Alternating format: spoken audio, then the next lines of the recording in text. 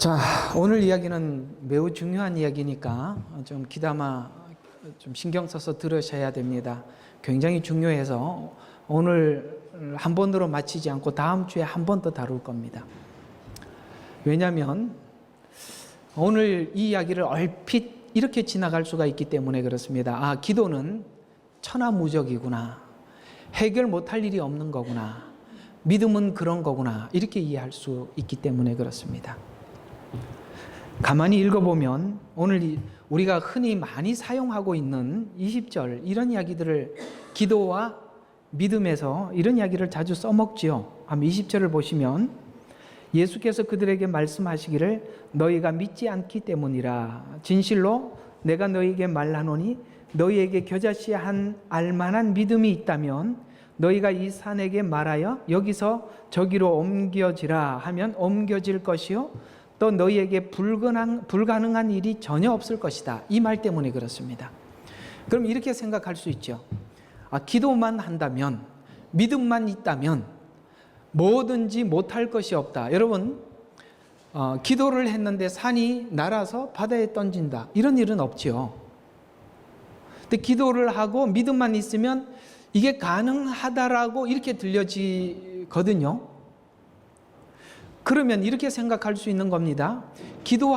기도하고 믿음만 있다면 또 그 뒤에 기도와 금식 위에 이런 일이 나갈 수 없다라고 했으니까 만약에 기도해서 안 되면 금식해서라도 이런 일은 될 수 있는데 안 되는 건 내가 믿음이 없어서 그렇다. 이렇게 지나갈 수 있는 장이기 때문에 그렇습니다. 사실은 그 얘기가 오늘 그 부분이 그 얘기가 아닌데 우리에게는 그렇게 들려질 수 있기 때문에 그렇습니다. 참 주의해야 되는 부분이에요. 왜냐하면 17절을 보십시오. 이 말이 더 중요한 이야기예요. 예수께서 대답하여 말씀하시기를 오 믿음이 없고 뭐예요? 삐뚤어진 세대. 이게 포인트입니다. 삐뚤어진 믿음을 가지고 있다는 겁니다.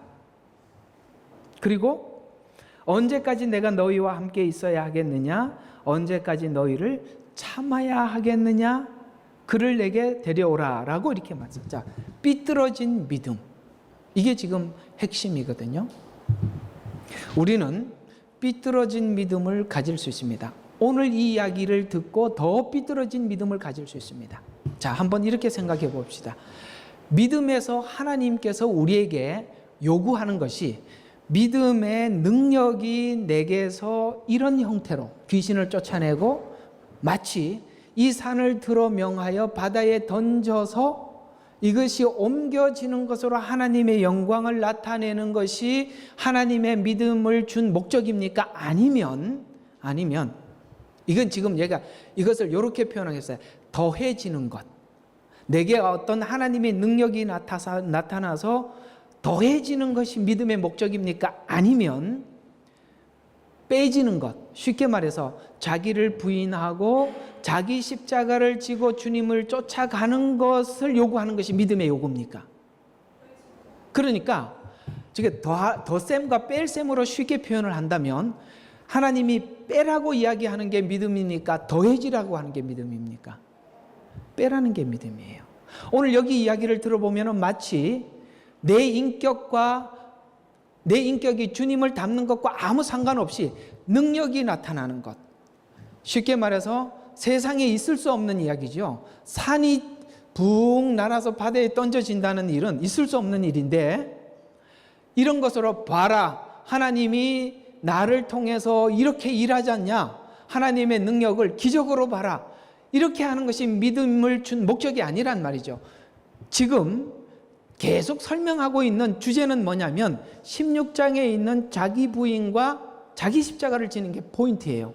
지금 그 내용을 가지고 지금 17장이 계속 지나가고 있거든요. 그러니까 16장과 연결시키지 않고 16장과 끊어져 버리면 믿음이 능력이다 이렇게 표현이 될 수 있어요. 지금 그것은 주님이 삐뚤어진 믿음을 가지고 있다는 것이 무엇인지를 설명하고 있는 것입니다. 그래서 가만히 보면 초창기에 하나님께서 많은 역사들을 일으키실 때 이런 기적적인 일들을 일으키는데 그 기적이 믿음으로 속으면 안 된다 이 말이에요. 그건 하나님이 하나님의 존재를 알리기 위한, 요것도 이제 첫째 주, 둘째 주, 네 번째 주에 제가 한번 요 기적과 일반 은총 사이에 기적은 무엇을 위해서 기적이 개입하는가를 좀 설명을 하겠습니다. 하나님의 창조와 재창조 사이에 기적이 어떤 의미에서 간섭을 하느냐? 기적은 하나님의 창조를 뭉개는 게 기적의 목적이 아니에요. 하나님의 창조를 재창조하는 것, 하나님의 사람으로 변화시키는 위한 것이 기적의 목적이지, 기적은 어떤 하나님의 창조 질서를 무너뜨리고 일반적인 질서를 무너뜨리는 것이 기적의 목적이 아니라 이 말이에요. 기적 중에 가장 큰 기적이 뭐냐? 십자가의 기적이거든요. 십자가의 기적은 뭐지요? 우리 가운데 찾아와서 우리의 심령을 바꿔놓는 것이 초자연적인 기적의 목적이죠. 그 예수님의 십자가 부활과 죽음과 부활이 가장 큰 기적인데, 죽음과 부활이 뭘 만들어냈냐? 우리를 변화시키는 일을 했다는 것이죠. 그러면 기적의 목적이 뭐지요? 우리가 변화되는 게 목적이죠. 지금 오늘 이 이야기를 우리의 인격이 예수 믿고 변화되고 안 변화되고 이런 거 상관없이 막 무슨 우리를 통해서 막 하나님의 놀라운 역사가 나타나는 것이 목적이 아니라, 하나님은 기적과 믿음을 주신 목적은 마이너스가 목적이란 말이에요. 내 자신의 과거의 악한 행실에서 돌이키는 것, 죄에서 돌아서는 것, 이걸 비우는 게 목적이지, 그런 것은 하나도 비워지지 않는 상태에서 하나님의 많은 기적과 역사를 나타내고 증거하는 것이 목적이 아니라는 거죠. 이것이 마이너스가 안 된 사람이 플러스가 많이 되게 되면, 마치 성경에 나타난 이런 사람, 나는 주의 이름으로 귀신을 쫓아내고 기적을 많이 행했습니다 라고 한 사람과 다를 바가 하나도 없다는 것이죠. 그들은 플러스가 되고 나를 통해서 하나님의 역사가 나타났기 때문에 나는 당연히 하나님 안에 있다고 속은 거지요. 아닙니다. 하나님이 우리에게 보여준 십자가의 기적은 저와 여러분이 자기를 부인하고 자기 십자가를 지는 바로 그 자리, 바로 그것을 하나님이 우리에게 요구하고 있는 것이죠. 우리는 잘못 이해를 하고 있으면, 오늘 이 이야기는 믿음만 있다면, 기도만 한다면 안 되는 불가능한 일이 없구나, 하나님의 전능함은 곧 나의 전능이다, 그래서 전능교가 나온다 이 말이에요. 전능교. 중국에 가면 전능교가 있어요. 말이 우리에게는 전능교가 없지만 사실 우리 신앙 속에는 이 전능교가 너무 많아. 하나님의 이름으로 모든 것이 다 가능하다고 생각을 하고 안 될 일이 없다. 그래서 기도해서 안 되면 오늘 여기 이야기처럼 금식하고, 이건 얼마든지 우리가 지금 잘못 오해를 하면 삐뚤어진 신앙을 가질 수가 있는 부분이라서 오늘 이야기들은 귀담아 신경 써서 좀 잘 들어주시기를 바랍니다. 오늘 이 제목이 결론이에요. 아주 중요한 이야기죠. 한번 같이 읽어볼까요? 시작. 하나님의 결정을 따르는 것이 믿음이다. 오늘 이것이 주제입니다. 믿음은 뭐냐면 내가 요구하는 대로 되어져 가는 것이 믿음이 아니라, 하나님이 어떤 결정을 한 것에 대해서 내가 그걸 따르는 게 믿음이에요. 그래서 저는 믿음을 우리 쪽에서 믿음이라는 설명을 하려고 하는 것이 아니라, 하나님 관점의 믿음이 뭐냐, 이 부분을 오늘 여러분과 함께 생각하며 설득해 보려고 합니다. 자, 오늘 20절에 보면 너희가 믿지 않기 때문에 불가능했다, 이렇게 말씀하고 있는 이 말의 뜻은 무엇이냐? 성경이 말하는 믿음은 무엇이냐면, 지금 믿지 않았기 때문에 불가능했다고 말하는 이 어떤 차원의 믿음이 없었다라고 말을 하고 있느냐면, 보통 믿음을 능력과 응답을 받아내는 방법으로 이해하고 있는데, 그러나 믿음은 내 처지에 예수님을 초청해서 하나님의 결정을 구하여 그 결정을 따르는 것, 이걸 성경은 믿음이라 이렇게 표현하고 있습니다. 이 빨간 글씨를 귀담아 잘 외워두시길 바랍니다. 내 처지에 주님을 초청해서 하나님께서 이 처지에 하나님이 무슨 결정을 오다를 주시든지 그 결정에 아멘 하는 게 믿음이라 이 말이에요. 하나님이 무슨 생각을 하고 어떤 결정을 하든지 상관없이 내 결정을 따라 주십시오라는 게 믿음이 아니라 하나님의 결정에 아멘 하는 거예요. 오늘 여기 하다 보면 나오겠지만 하나님의 결정에 아멘 한다면 하나님은 우리에게 그 결정에 대해 우리가 하나님께 요구한 것에 대해서 하나님은 yes 할 수도 있고 혹은 no 할 수도 있고 혹은 waiting 할 수도 있죠. 맞죠? 그러면 no도 응답이죠. yes도 응답이죠. 기다려라도 응답이죠. 그걸 내가 뭐 하는 거라고요? 수용하는 게 믿음이라 이 말이에요. 수용하는 게 믿음이라 이 말이에요. 내 믿음을 내놓고 내 믿음이 있으니 해주십시오라는 게 믿음이 아니라 하나님의 결정을 따라주는 거예요. 그래서 그것이 이 세 가지 중에 무엇으로 와도 아멘이에요. 안 돼도 감사한 거예요. 죽을 병에 걸렸어요. 살려달라고 금식하고 기도해도 하나님 데리고 가면 아멘 하는 거죠. 무조건 살아야 된다고 생각하기 때문에 그건 믿음이 아니에요. 자, 그래서 오늘 이 본문을 이해하기 위해서 이런 배경을 먼저 한번 생각해 볼 필요가 있어요. 그 앞에 10장에 보면 이미 제자들은 이런 능력이 없어서 오늘 이 귀신 들린 자를 못 쫓아낸 게 아니라 이미 하나님이 다 주셨었죠. 예수님이. 자, 마태복음 10장 1절과 5절에 보면 제자들에게 더러운 영을 쫓아내며, 지금 여기 더러운 영이 사로잡힌 사람이 등장했죠. 그러나 이 제자들에게 이미 이 능력은 부여받았었죠. 그래서 더러운 영을 쫓아내며 모든 병과 허약함을 치유하는 권세를 주셨더라. 이미 받았죠. 우리 모두에게도 있지요. 그래서 5절에 보면 12를 보내요. 이방인의 길로 가지 말고 사마리아 성읍도 가지 말고 이스라엘의 잃어버린 양에게 가라. 가서 뭘 하라고요? 8절에 병든 자, 죽은 자, 마귀를 쫓아내라. 그런데 이제 이 일을 잘 행하고 돌아왔죠. 굉장히 기뻐하고 돌아왔는데 오늘은 실패한 이야기잖아요. 그래서 본문에 돌아와서 본문에서는 와서 제자들이 안 됐다. 그런데 그 이유는 믿음이 없어서라고 주님이 말하는데, 이 믿음은 여기서 이 말하는 믿음은 하나님께서 그 뒤에 이제 요거 오늘 좀 설명하는 부분이니까 뒤에 이거 지금 다 설명하면은 뒤에 설명이 이제 안 되니까 넘어갑시다. 그러나 믿음이 목적을 이루기 위한 방법으로 생각하는 것과 다르다는 것인데요.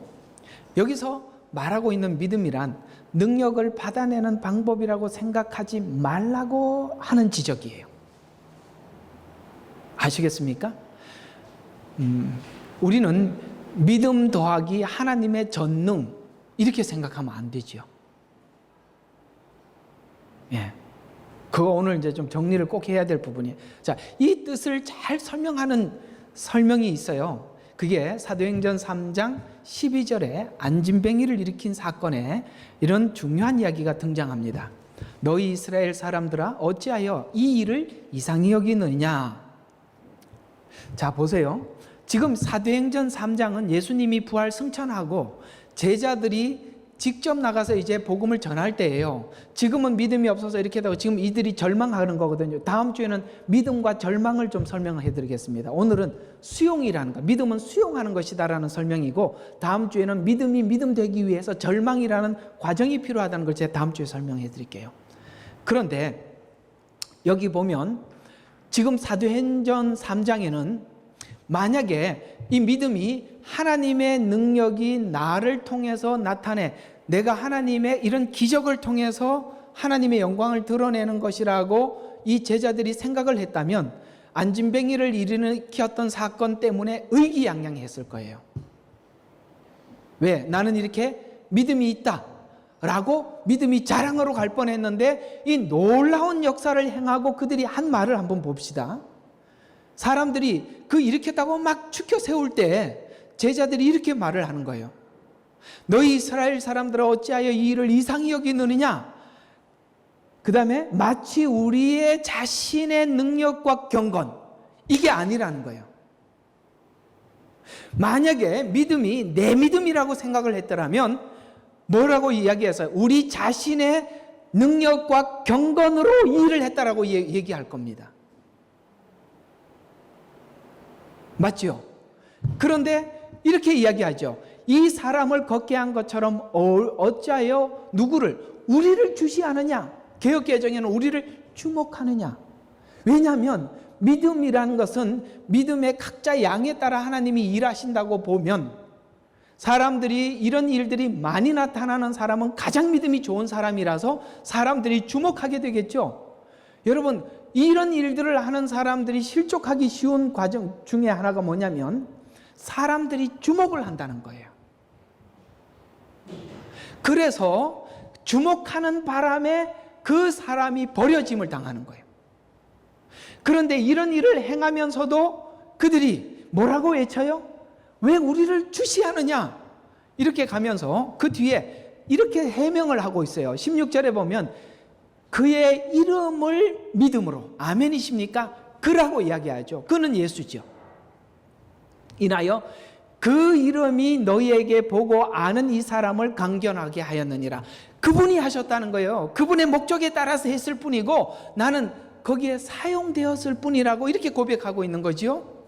그래서 정녕 그를 통하여 나온 믿음, 그분 때문에 일어난 사건이라 이 말이죠.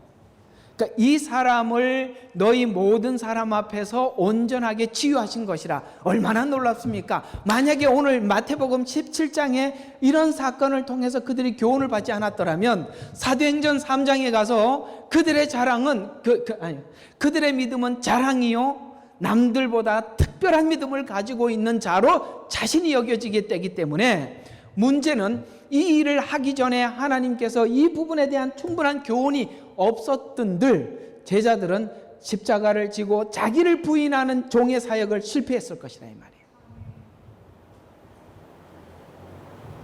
그래서 그를 통하여 나온 믿음이 너희 모든 사람 앞에서 온전하게 치유한 것이라. 그분이 하셨다는 거예요. 만약에 안 해도 상관이 없고 해도 아무 상관이 없는 사람이 되었다 이 말이에요. 기도를 했는데 안 됐어요. 안 돼도 감사하고 돼도 감사한 사람이 되어져야 믿음이 있는 거예요. 그게 삐뚤어지지 않는 믿음이라 이 이야기예요. 여러분, 안 된 거에 대해서 절망하지 마십시오. 그렇다고 된 거에 대해서 남다르다고 생각도 하지 말라 이 말이에요. 돼도 안 돼도 아무 관련이 없는 거예요. 하나님이 필요하면 하실 것이고 하나님이 필요하지 않으면 안 하실 거예요.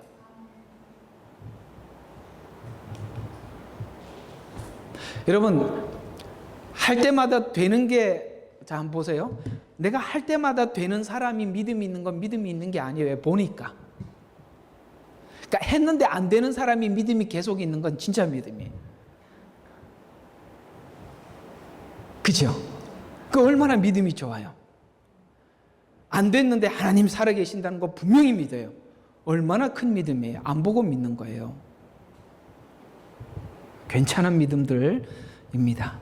그래서 그의 이름을 믿는 거, 그를 통하여 나온 믿음, 이게 바로 예수로 말미암아 난 믿음이 핵심인데, 믿음은 내 필요를 위한 수단이 아니라 우리가 믿는 믿음은 하나님이 우리를 통해 하나님이 하시고자 하는 일에 우리를 사용했을 뿐이다. 이것이 지금 예수님이 말하는 믿음이라서 지금 안 되고 돌아온 것이 믿음이 없어서, 네가 믿음이 없어서 안 됐다는 것이 아니라 안 됐다는 것을 받아들이지 못하는 것에 대해서 믿음이 없다 이 말이에요. 그러니까 오늘 이야기를 정말 잘 들어야 되는 거예요.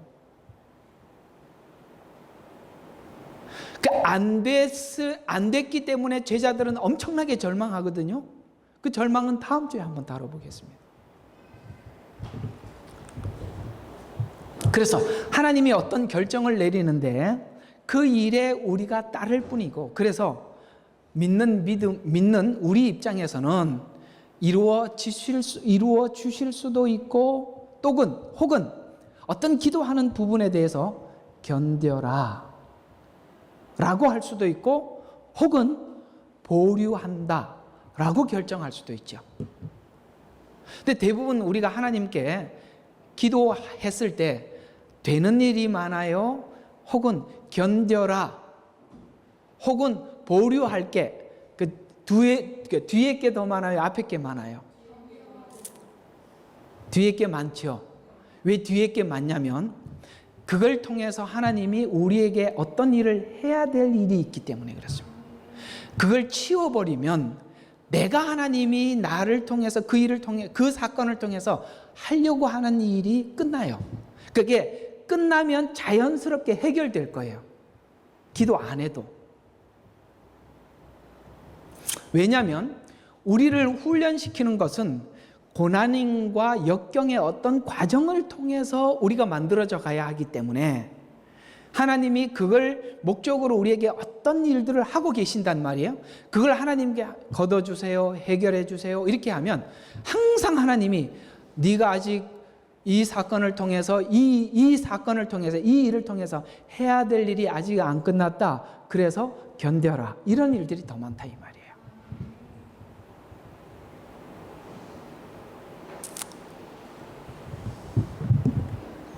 축하합니다. 우리 교회는 거의 견뎌라 이런 얘기밖에 안 들리는 것 같아서. 자, 그래서 이 결정을 따르는 것이 믿음인데, 내가 정하고 요구하고 작정하는 것이 믿음이 아니라는 거야. 그래서 힘을 차용하는 것, 이런 것이 믿음이 아니라는 거. 자, 그 다음 또 믿음은 하나님께 간절히 요청하는 것이라고 설명하고 있는데, 귀신을 쫓아내지 못한 사건에서 이 동일한 사건을 마가복음 9장에서는 이렇게 기록하고 있습니다. 이런 종류는 오늘 여기도 본문에도 이야기하고 있는데, 이런 종류는 기도와 금식에 의하지 않고는, 원래는 어떤 사본에는 금식 이렇게 나와 있어요. 근데 원래는 이 금식이라는 말이 그대로 적혀 있기 때문에 킹제임스에는 기도와 금식 이렇게 나와 있거든요. 그러니까 이런 종류는 기도와 금식에 의하지 않고는 아무것도 내보낼 수 없는 일이라. 무슨 말이냐면 이런 일이 있으면 기도하고 금식만 하면 된다 이런 뜻이 아니라, 여기는 이제 어떤 사본에는 기도와 금식이라고 나와 있는데, 기도와 금식이라고 나오고 있는 이 표현의 뜻은 뭐냐면, 자신의 문제를 스스로 해결할 수 없어서 다른 사람에게 도움을 요청하고 구걸하는 마음, 이걸 보고 기도, 금식 이런 뜻으로 표현되고 있는 거예요. 그러니까 이 문제를 내 스스로 해결할 수가 없어서 하나님께 도움을 청한다라는 뜻에서 기도와 금식이 들어가 있는 거예요. 이해가 가요? 내가 할 수 없는 일을 다른 사람에게 부탁한다는 뜻이라 이 말이에요. 여러분, 우리가 기도하는 이유가 하나님 당신만이 이 일을 할 수 있습니다라는 마음 때문에 간 거 아니에요? 그런 뜻에서 기도와 금식은, 하나님 지금 오늘 여기 보니까 주님 앞에 나왔지요. 자기 딸이 이렇게 정말 불 속에도 넘어지고 물 속에도 자빠지고 정말 마귀와 귀신 들린 사람들이 이렇게 되는 것 같아요. 요거 좀 나왔으니까, 요즘 그 귀신 들린 사람들이 불에도 자빠지고 물에도 막 빠지고 이런 거 봤나요? 요즘은요, 이 귀신 들린 사람이 다른 형태로 나타나요. 그러니까 정신병이라는 이름으로 포장이 돼 있는데, 우리는 정확히 그 정신병이 아니라 귀신 들린 겁니다.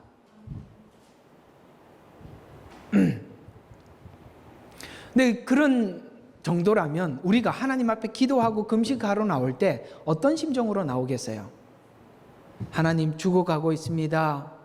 정말 당신의 도움이 절대적으로 필요합니다. 이런 마음으로 나가지 않겠어요?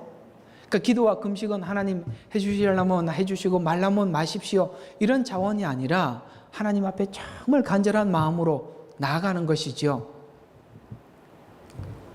이런 뜻을 가지고 있는데 본문이 설명하고자 하는 것들은 제자들이 마귀를 쫓아내지 못했던 이유는 이런 이유도 있단 말이죠. 이 일은 하나님만이 할 수 있다. 이게 그 기도와 금식이라는 뜻이고, 너희가 행사할 수 있다고 생각해서 귀신이 떠나지 않았다는 거죠. 왜냐하면 믿음이라는 것이, 믿음의 주체가 주시는 분이 하나님이신데 그 포인트가 하나님께 맞춰져 있어야 되는데, 가끔씩 이게 하다 보면 무슨 생각이 드냐면 내가 기도하면 다 된다라는 생각이 들 수 있다 이 말이에요. 근데 앞에는 계속 이런 승전보를 울렸다고. 근데 여기서 지금 안 됐단 말이에요. 그때가 대체적으로 언제냐면 하면 당연히 되더라 라고 이렇게 생각할 수 있는 부분들이에요. 자, 이런 부분들은 이런 사역을 하는 사람에게도 나타나지만, 이건 정말 하나님과 함께 일하는 사람들이 어떤 상황에, 어떤 지점에 가면 다 느끼는 거거든요. 예를 들어서 설교하는 사람도 그럴 수 있어요. 하나님께서 참 도움을 주셔서 여러 번 사람들이 은혜를 계속 받다가 보면 어느 시점이 되면 내가 설교하고 있다 이런 생각이 들 수 있어요. 이해가 가시죠? 바로 이런 어떤 지점에 올 수 있단 말이에요. 하나님은 그런, 하나님께서 우리를 도우시고 함께 하셔서 어떤 일을 계속 진행해 나가는 과정 속에 이렇게 자기의 허점을 확인시키고 보여주시는 어떤 상황들을 우리는 만날 수 있습니다. 그래서 그들은 자기가 이 일을 행사할 수 있다고 생각해서 귀신이 떠나지 않았는데, 전에 이런 일이 계속 일어났던 것은 하나님이 원하셨기 때문에 일어났었다. 금식도 금식한 것의 결과가 그 어떤 결과를 만든 것이 아니라, 금식은 그 일에 대한 간절함을 담는 것 외에는 아무것도 아니라 이 말이에요. 금식하면 무조건 돼야 된다는 것이 아니라, 금식을 한다는 것은 그 속에 그 사건에 하나님 앞에 내 마음의 간절함을 하나님 앞에 고백하는 것에 지나지 않는 거예요. 그렇게 간절히 금식까지 기도하면서 하나님께 올려드렸는데 하나님이 아니라고 하면 아멘 할 수 있어야 되는 거예요. 따라서 핵심은 하나님의 결정을 구하지 않았다는 뜻에서 믿음이 없었다라고 설명하고 있는 것이고, 이 말씀을 우리가 이해하기는데 도움을 받기 위해서 요한복음 15장 말씀을 한번 귀담아 들어야 될 필요가 있는데, 15장 7절에 이렇게 말씀하고 있습니다. 너희가 내 안에 거하고, 그 다음에 내 말들이 너희 안에 거하면. 자, 보십시오. 우리가 주님 안에 거한다는 게 어떻게 한 상태라고요? 하나님의 말이 내 안에 거하는 것을 주님 안에 거한다고 이야기하고 있어요. 가장 중요한 것은 우리가 무슨 어떤 이런 일들이 나타나는 것이 중요한 것이 아니라, 하나님이 우리에게 먼저 요구하시는 것이 너희가 내 안에, 내가 너희 안에 거하는 게 중요하다 이 말이에요. 그래서 하나님 안에 거한다는 것은 내 말이 너희 안에 거하는 것이에요.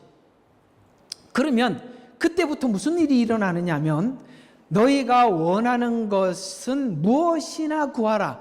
그리하면 너희에게 이루어지리라. 그러면 이런 모든 것이 지금 기도의 응답이잖아요. 이 기도의 응답을 위해서 전제되는 것이 뭐냐면 내 안에 거하는 거예요. 그럼 내 안에 거한다는 말이 무엇이냐? 그 앞에 1절과 6절에서 이렇게 표현하고 있죠. 이게 하나님 안에 거하는 것인데, 나는 포도나무요 내 아버지는 농부라. 내 안에 거하라. 그리하면 나도 너희 안에 거하리라. 가지가 포도나무에 붙어 있지 않으면 스스로 나무에 붙어 있지 않으면 스스로 열매를 맺을 수 없듯이, 너희도 내 안에 거하지 아니하면 그렇게 되리라. 너희가 나를 떠나서는 아무것도 할 수 없기 때문이라.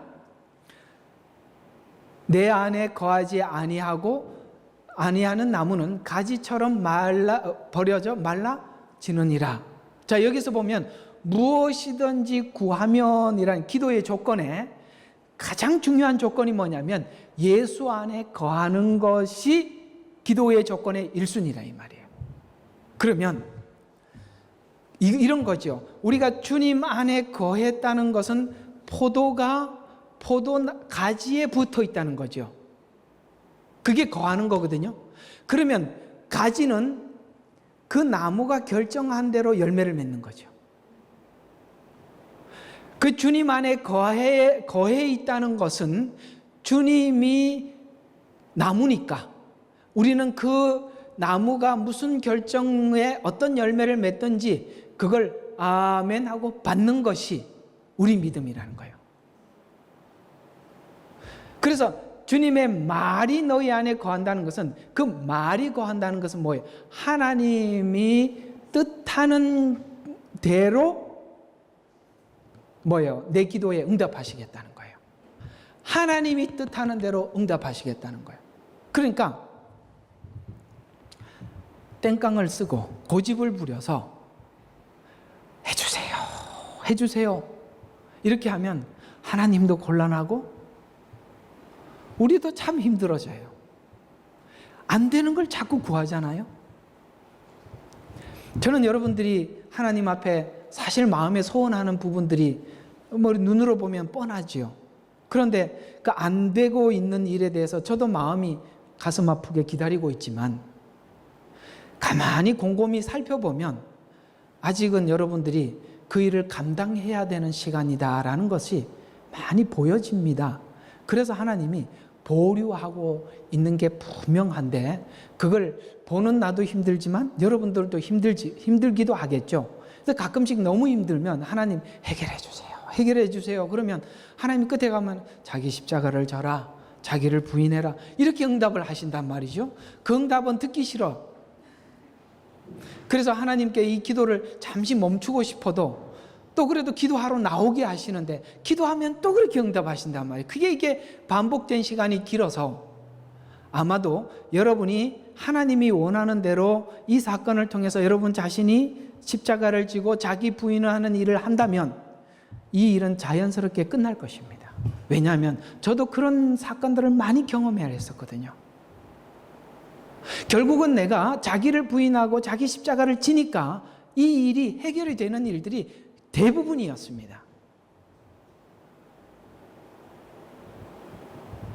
근데 진짜 이런 데서 아멘을 하면 여러분들은 진짜 괜찮은 분들인데 여기서 입을 다물고 있어서 제가 좀 곤란을 합니다. 자, 예수 안에 거할 때가 기도의 조건인데 열매가 줄기에 매달려서 나온 것처럼 붙어 있기 때문에 나온 결과일 뿐 나무의 결정에 따르는 것, 그 나무 열매를 그대로 받아들이는 것, 이것을 오늘 주님이 말하는 믿음이다 이렇게 표현하고 있는 것입니다. 그래서 신앙이 하나님 앞에 우리가 성숙하지 못하는 이유는 하나님이 우리에게 요구하는 것을 우리가 잘 이해하지 못하고 따르지 못하기 때문에 우리의 신앙이 자라지 못하는 것인데 가지 안에 그리스도 안에 거하려는 믿음이 없기 때문에 자라지 못합니다. 결국 앞에서 요구했던 것을 실천하려고 하나님 앞에 나가야 되는데 앞에 요구했던 게 뭐예요? 정말 하나님이 우리에게 요구하시는 놀라운 기도에 하나님이 진정으로 요구하는 이 마이너스 아까 첫 위에 말한 것처럼 뭐예요? 자기를 부인해라, 십자가를 져라, 이 말씀을 받아들이고 우리가 그것에 대해서 여러분 자신이 실험하며 나간다면 여러분의 신앙은 굉장히 빠른 속도로 성숙하게 될 것이에요. 그러나 기도를 하는 내용이 편안한 길을 가려고 기도를 하면 우리 믿음이 자라지 못한다. 여기서는 이제 한번 아멘 해보시죠. 그렇죠. 우리가 편하게 신앙생활하기 위해서 기도를 동원한다면 우리 신앙은 자라지 않습니다. 십자가 복음이 증거되어야 마이너스 일을 하는 거예요. 여러분 교회가 플러스를 하자라고 막 사람들에게 마음을 띄워놓는 건 쉬운 일이지만 십자가 복음을 전하고 여러분이 죽으세요. 십자가에서 죽으세요.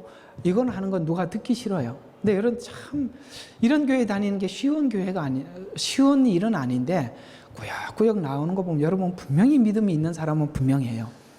정말 그 부분에 대해서 제가 인정합니다. 뭐 십자가 복음 전하는 사람 누가 좋아하겠어요? 자기 인정받는 그거 좋아하겠죠. 그러나 내가 없어지는 일, 내 얼굴이 사라지는 일, 그건 쉬운 일이 아닌데 아마 여러분 그 마음이 있다는 것은 여러분이 하나님 앞에 정직한 길을 가고자 하는 그런 마음이 있기 때문에 아마 이렇게 하고 있는 거라고 저는 믿습니다. 괜찮습니다. 자, 그래서 여러분 우리 바울은 참 우리에게 모범적인 길을, 믿음의 길을 간 사람이에요. 근데 믿음의 길을 간, 정말 자기 부인을 하고 자기 십자가를 졌거든요. 거기 가는 과정 속에서 이 완성된 믿음을 가서 그가 최후에 고백했던 것이 빌립보서예요. 빌립보서는 거의 순교 직전에 적은 성경인데 참 최고의 신앙 고백이 거기 다 들어가 있거든요. 거기에 보면 그가 믿음을 이렇게 고백하고 있습니다. 나는 자족하는 것을 배웠다. 이게 믿음의 끝이에요. 이게 바로 믿음의 최상의 고백이에요. 그래서 결국 배운 것이 받아들이는 것이다. 자족은 받아들이는 거거든요. 내가 믿음을 배워서 결국 얻은 마지막 결론은 자족하는 것인데 내게 능력 주시는 자 안에서 그 능력이 어떤 능력으로 나에게 모든 것을 수용하는 능력이더라 이 말이에요. 수용하는 게 능력이더라 이 말이에요. 예수님도 이 땅에 오셔서 그 모든 것을 다 수용하잖아요. 그냥 믿음은 진짜 믿음이 뭐라고요? 수용하는 능력이라는 거예요. 감수하는 거예요. 그래서 이걸 이렇게 표현하고 있어요. 빌립보서 4장 11절 내가 궁핍함으로 말하는 것이 아니니 내가 어떤 처지에서도 스스로 만족하는 법을 배웠기 때문이라. 그래서 믿음은 껑충 올라가는 게 아니라 배워가는 거예요.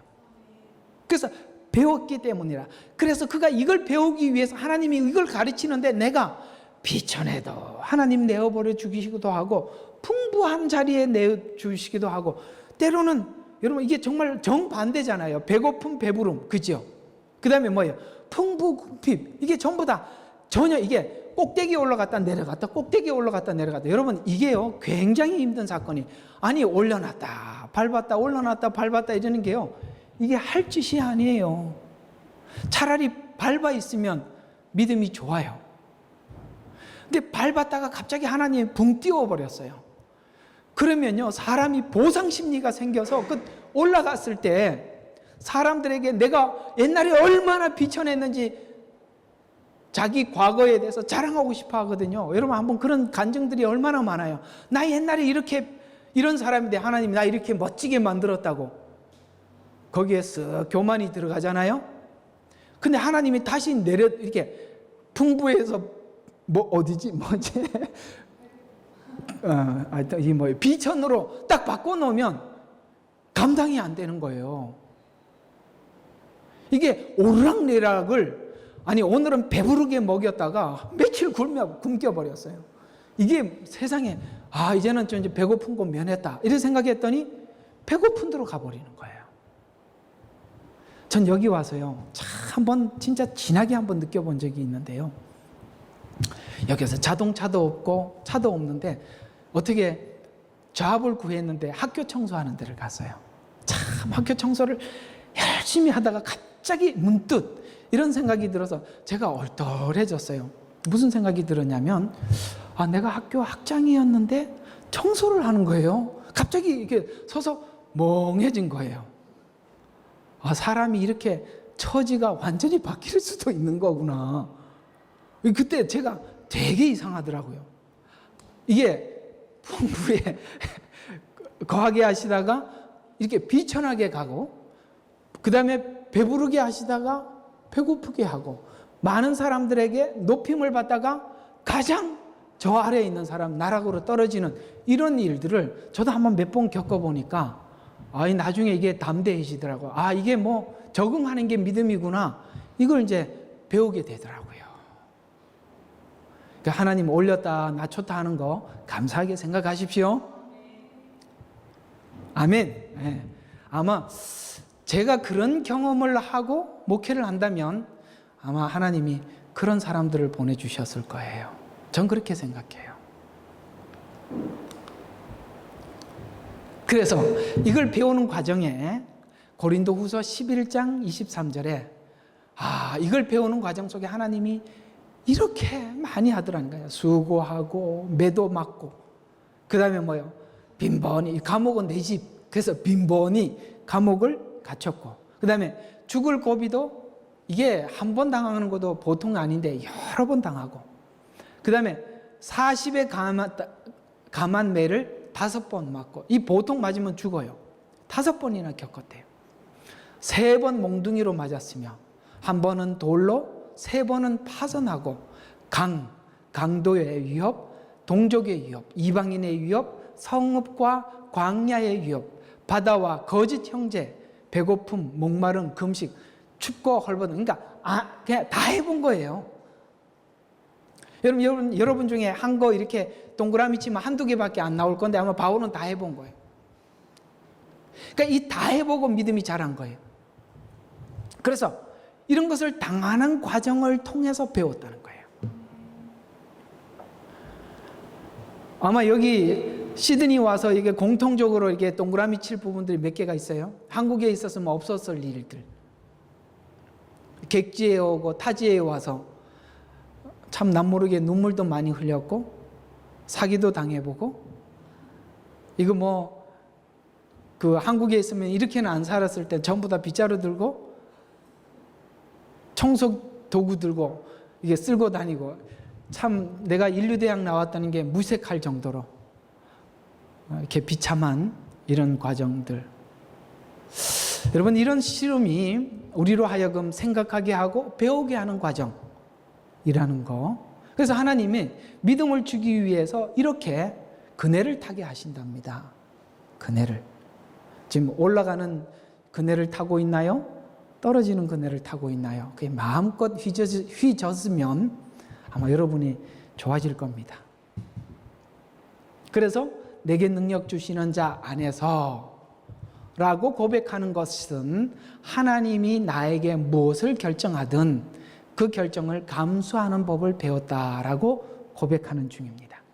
우리 기도가 하나님 앞에 간절하면, 금식하면 다 된 것이 아니라 간절한 기도를 했는데 무엇을 주었던지 감수하고 따르라. 이것이 하나님이 우리에게 요구하는 믿음이고, 이것을 가지고 있으면 오늘 주님께서 믿음이 없고 삐뚤어진 믿음이 아니라고 이야기를 하는 거예요. 삐뚤어진 믿음은 내가 요구하는 대로 하나님이 들어주셔야 한다라고 생각하는 것이 삐뚤어진 믿음이고, 하나님이 무엇을 주든지 받아들이는 것이 올곧은 믿음이다, 이런 말입니다. 자기를 부인하고 십자가를 지라는 응답을 계속 삶에서 반응하고 배우는 과정을 배워가라. 그것이 믿음이라고 성경은 이야기하고 있고, 제자들을 향해 믿음이 적은 연고라. 그러니까 믿음도 크고 적은 것이 있는데 적은 연고라고 말하는 것은, 겨자씨만한 믿음은 적은 믿음인데, 이것은 믿음은 겨자씨라고 표현한 것은 양적인 문제가 아니라, 겨자씨는 씨 중에 가장 작은 씨인데 질적인 문제가 아니라, 양적인 문제가 아니라 질적인 문제인데 거기에 생명이 있는가라고 묻는 거예요. 자, 그러면 한번 보십시오. 생명이 없는 것은 비가 오면 비가 와서 썩죠. 햇빛이 나면 햇빛 나서 말라버리죠. 생명이 있는 거는요, 비가 오면 비가 와서 자라고, 햇빛을 받으면 햇빛을 받아서 또 자라죠. 생명이 있는 믿음은요, 어떤 상황에서도 믿음이 자랄 뿐이죠. 그런 뜻에서 겨자씨예요. 그러니까 네 속에 예수 생명이 있는 믿음이냐라고 묻는 거예요. 그것이 많고 작은 것이 문제가 아니에요. 작더라도 생명이 있는 믿음이냐, 사망에 그러니까 사망이라는 자리에 하나님이 내팽겨 치더라도 그 믿음은, 생명이 있는 믿음은 자랄 뿐이죠. 뜨거운 햇살 아래 갖다 두더라도 자랄 뿐입니다. 그래서 믿음이 주체가 내가 되면 햇빛은 햇빛이 나서 썩어버리고 비가 오면 비가 와서 습기 때문에 썩어버리는 거죠. 그러나 생명이 있는 믿음은 어떤 상황에서도 자랄 뿐이지요. 그래서 믿음의 승리는 감수하고 자라는 것. 이것이 믿음이다라고 묻는 중인데, 믿음의 승리는 십자가의 영광에서 나오는 것입니다. 곧 여러분 자기를 부인하고 십자가를 지는 것에만 믿음이 자라고 배우게 되는 것입니다. 오늘 이야기들을 정리해 보겠습니다. 그런 의미에서 우리는 믿음이 자라기 위해서 오는 모든 상황이 우리에게 무겁고 수고한 짐들이에요. 믿음이 자라기 위해서 준 모든 상황들이 수고의 짐이며 무거운 짐들이에요. 그러나 그런 짐을 진 자들을 전부 다 뭐라고 이야기합니까? 다 내게로 와라. 그러면 내가 너희에게 쉼을 주리라. 나하고 같이 멍에를 매자. 나는 마음이 온유하고 겸손해서 하나님이 주신 십자가를 지라고 말씀하신 대로 순종한 뭐예요? 온유하고 겸손한 마음으로 이 십자가를 졌더니 이제 하나님 이 문제를 십자가 지는 것을 넘겨주십시오. 하기 싫습니다. 저는 못합니다. 라는 것을 하나님 앞에 온전히 맡기고 그 십자가를 지겠다고 결정했더니 뭐가 생겼더라? 마음에 쉼을 얻었더라. 감수하려고 했더니 마음에 쉼이 있더라. 이 말이에요. 여러분 지금 오는 상황들을 내가 감수하겠습니다. 받아들이겠습니다. 라고 하고 나면 여러분의 모든 것에 쉼이 얻어지는데 하나님 나 이거 못 받겠어요 라고 하면 끊임없이 이것은 무거운 짐이고 수고의 짐이 된다. 이런 말입니다. 그래서 오늘은 여러분들에게 강력하게 설명하고 싶은 부분은 여러분 진정한 믿음은 감수하는 겁니다. 감수하면서 배우는 겁니다. 그러면 여러분의 믿음은 자라가는 것이죠. 그래서 십자가를 지기 위해 자기를 부인했던 예수님의 온유하고 겸손한 마음을 배워라. 그래서 십자가를 거부하지 말고 지려는 배움을 배워 혼의 시문을 얻어라. 이것이 뭐라고요? 믿음이 주는 능력이다 라고 오늘 주님은 말씀하시는 것입니다. 이 믿음 되기까지 오늘 이 제자들이 이 상황 앞에 얼마나 당혹스러웠고 절망스러웠을까요? 이 절망을 안고 가는 것이 믿음이다. 요건 다음 주에 여러분들과 함께 이 본문을 한 번 더 나누도록 하겠습니다. 기도하겠습니다. 하나님, 믿음은 배워서 자라는 건데 배우기 위해서 바울은 수많은 상황을 맞이했다고 합니다. 그래서 나온 최후의 고백, 내게 능력 주시는 자 안에서 모든 것을 할 수 있는데 그 모든 것을 할 수 있게 된 것은 자족하는 것이다 라고 말씀하고 있습니다. 하나님 내게 주신 모든 상황을 내가 받아들이게 해 주십시오.